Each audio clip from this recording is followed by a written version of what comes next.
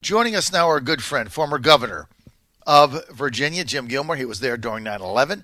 He was also chairman of the 9/11 Commission, and he was one of the few people to actually win an election in Virginia in the past 20 years. Now that's gone blue.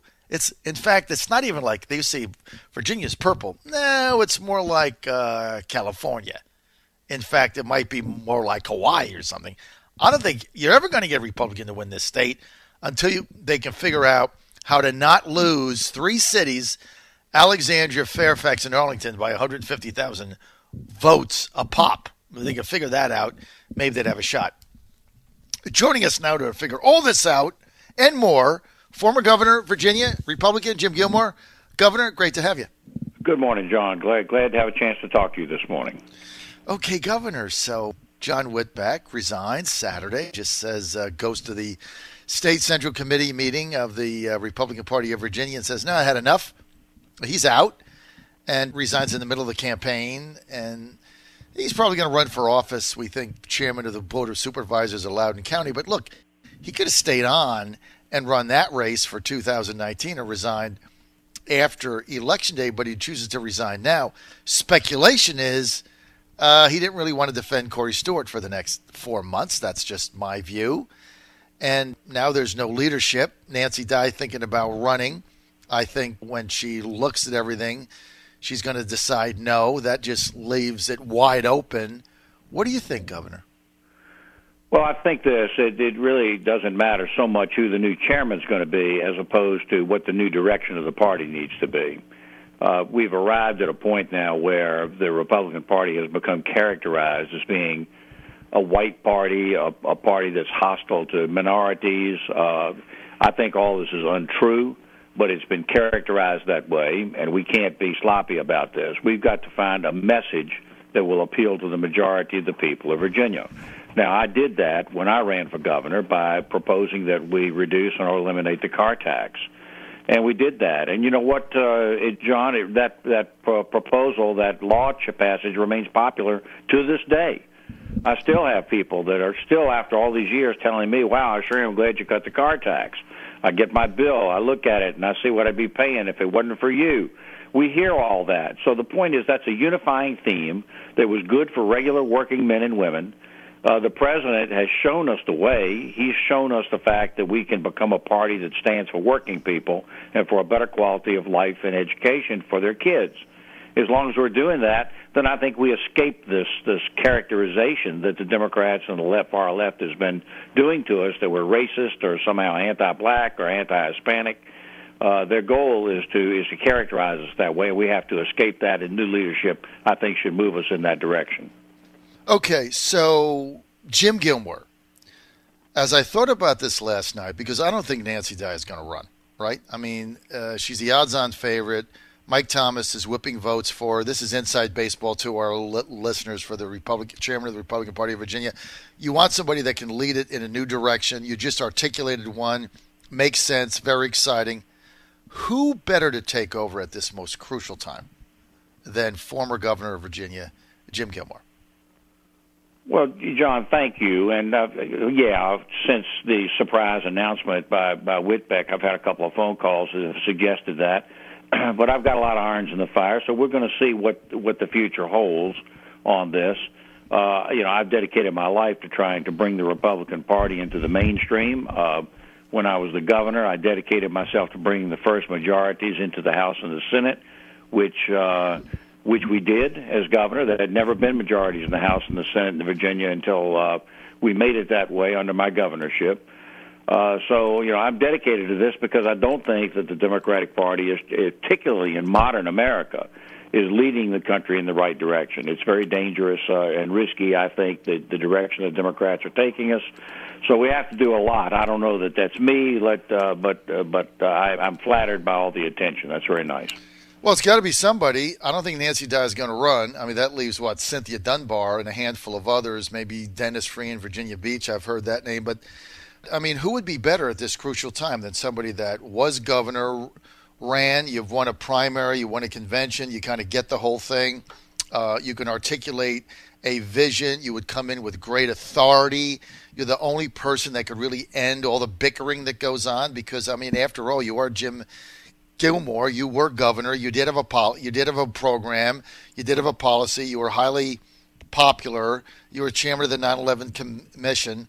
You're the only person really that I see who could bring this thing together with any kind of stature. You can deal with the media. So my question would be, why don't you run and maybe get the party through this state? And I don't see anyone else out there, Governor. And I'm just not saying that because you're on the air with me. I was excited that you were getting on today because once I just determined that Nancy Dye from Roanoke is not going to run, I think when it all comes down to it and she looks at the whole thing, I don't believe she's going to be a candidate. So, I mean, that really narrows the field down. And I think if you got in it, I think you win. And I think you'll be able to bring the party together. So are you a candidate? I'm certainly not a candidate at this time, John. That's for sure. I've got a lot of things that are cooking. Let's see how this develops as the time goes on. It doesn't have to be Jim Gilmore, but it does have to be a chairman who has a vision for a new image for the Republican Party. Now, I don't think our party is racist. I don't think our party is anti-woman. And I don't think our party is in favor of being cruel to Hispanics. But that's the way that the party's being characterized. And in a state like Virginia, that's just death. So you've got to find a way to deal with these issues. And by the way, you're right about Northern Virginia. As you know, I spent a lot of time up there and doing a lot of business in Northern Virginia.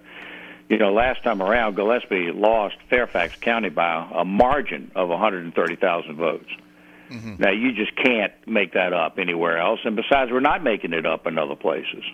Mm-hmm. We're not making it up. We've got, Richmond moving against us at this point. So there's just got a lot of new image crafting that has got to be done. You mentioned several people. I mean, Dennis Freed down in Virginia Beach that district down there is a good friend of mine and a good man.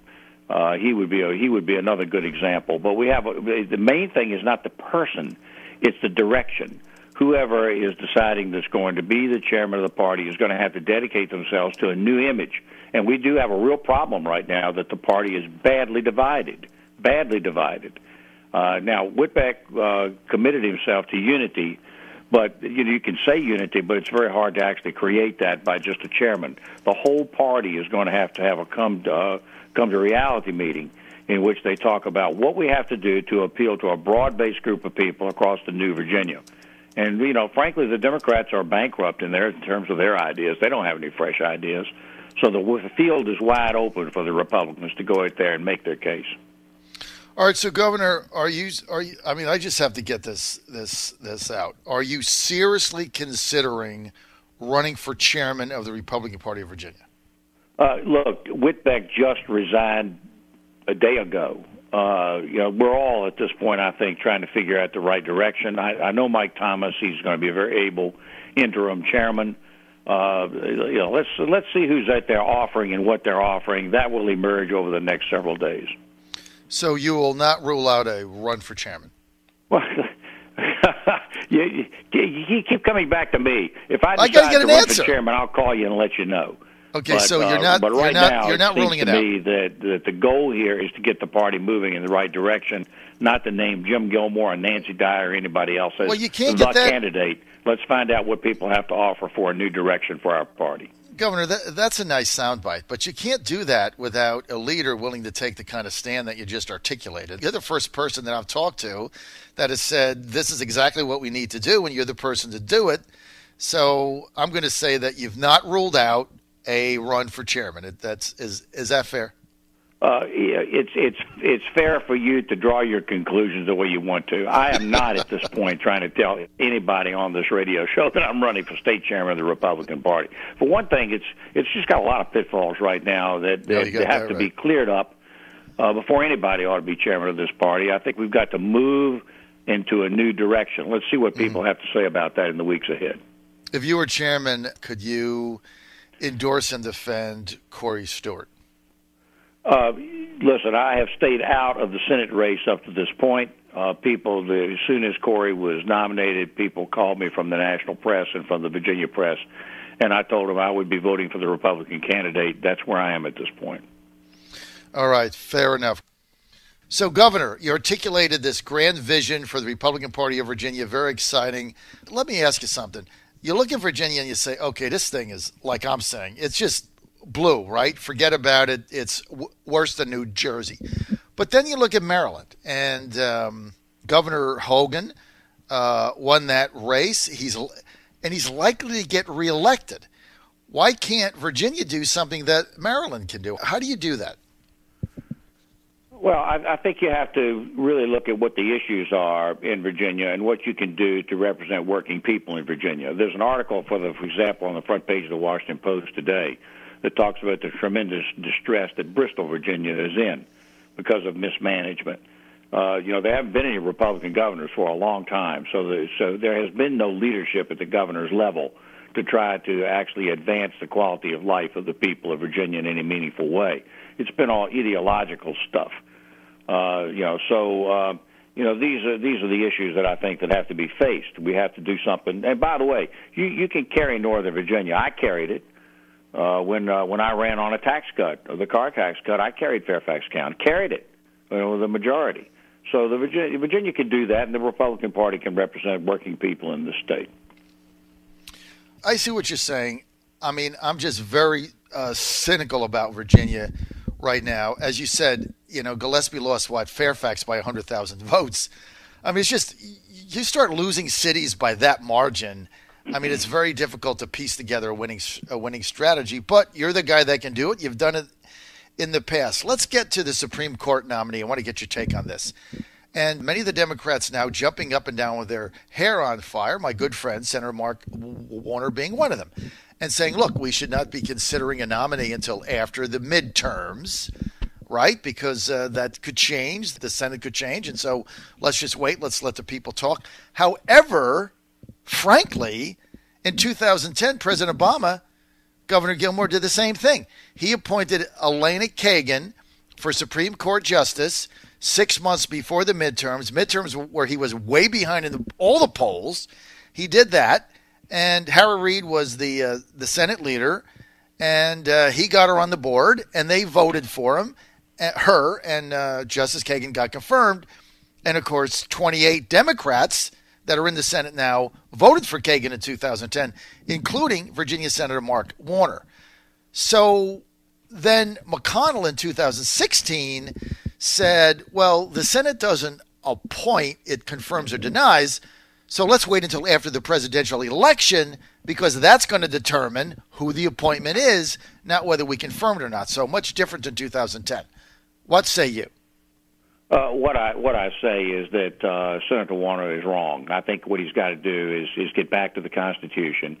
The president is entitled to appoint a vacancy anytime, right up until his own reelection. He can make that appointment. All that Senator McConnell was saying last time was, hey, look, we got a lame duck president. We're not going to bring it forward on the Senate floor. And at the end of the day, the Constitution gives that right to the Senate. So the senator can bring it forward if he chooses to. The president can appoint, and the senator can bring it forward anytime he wants to. So that's the Constitution. So I don't think if Senator Warner is trying to alter the Constitution that makes any sense, and that. And I don't think that it makes any sense at all when we have an election every 2 years to stop the nomination process because Senator Warner wants a liberal Supreme Court justice. I just don't think that makes any sense. And I agree with you, and I also agreed with McConnell. And look, if a justice resigned in, let's say, August or July of 2020, I would take McConnell's position the other way. I would think that let's let the voters decide if they want to reelect Trump or vote for the Democratic nominee. I mean, I think McConnell did the right thing, and I think it cuts both ways. But it really has nothing to do with midterms. And your point is it. I mean, there's an election every 24 months. And so I just don't see where this makes any sense at all. That's right. You can't allow the left in this country to confab this thing so that you never end up with a presidential appointment because there's always an election coming. At the end of a term, if a Senate decides that they don't want to bring it forward, that's the Senate's prerogative. I mean, the Senate doesn't have to bring it forward now if they don't want to, but McConnell's made it clear that they're going to. They're going to carry out their constitutional duty, and I think Senator Warner is just playing political games here. Well, look, anybody now on the Democratic side, they have to be very sensitive to their base, and I understand that. But there's a big difference between 2010 and 2016. And 2010, Obama had no problem with it. And Harry Reid had no problem with it. Mark Warner had no problem with it. And so they went forward with Kagan's nomination. And I think 2018 is the same thing. But again, I will look you in the eye over the radio and say that if it's August of 2020 and a vacancy comes open, I would be advocating to wait until after November, because then the American people do have a chance to weigh in, and that's one of the decisions they have to make on who's going to be the president, whether it's somebody else or Trump. But that's very different than just midterms, which to me doesn't make any sense, because the Senate doesn't choose the nominee. They just give a thumbs up or thumbs down. John Fredericks Radio Network with former governor of Virginia, Jim Gilmore, who is not ruled out a run for chairman of the Republican Party of Virginia. No. Not ruled it out. Not ruled it in either, but I think you'd be a great candidate. I think you should do it. Why don't you do it? Thanks, John. Let's find out who wants to be the chairman of this party at this time, and then make some decisions. There's nobody better. I'm for Jim Gilmore. I'm announcing right here my unadulterated, unfettered support for Jim Gilmore for chairman of the Republican Party of Virginia. I don't think there's anybody right now in the Commonwealth on the Republican side who could bring the party together and get something done more than Jim Gilmore. Jim, I think you're the guy. I don't think there's anybody else. You're the guy. The main thing we got to think about, John, is the fact that the party has got to articulate a new vision, and they've got to block this horrible, scandalous allegation that somehow the Republican Party is anti-African American, because I'm not, and the Republicans across the state are not. And we need to make it clear we're not anti-woman, we're not anti-Hispanic, and we're not anti-black. Instead, we offer a positive vision that includes all those groups in a really brighter future. As you know, I've been really doing a lot at the national level lately. I've been doing a lot on foreign policy and a lot of writing on foreign policy. I would encourage your listeners to look into our webpage, AmericanOpportunity.org, which is a nonprofit, and we're doing a lot of writing on both the economy and on national security issues. So there's a lot to think about, but Virginia certainly is a touch point for the future of the country. It's a diverse, exciting, dynamic place, and that includes Northern Virginia. So we got a lot to do here, but the Republican Party can lead the way. The philosophy of the left is bankrupt. They have no direction for either the state or the country, and we're seeing that. Jim Gilmore, chairman for the Republican Party of Virginia, has 100% endorsement. If he doesn't want to run, let's just draft the guy. Yeah. John Fredericks Radio Network, trucking the truth across Virginia. You know in your heart there's only one guy for this job, and that's the man on the other end of this radio interview, Governor Jim Gilmore. We'll be right back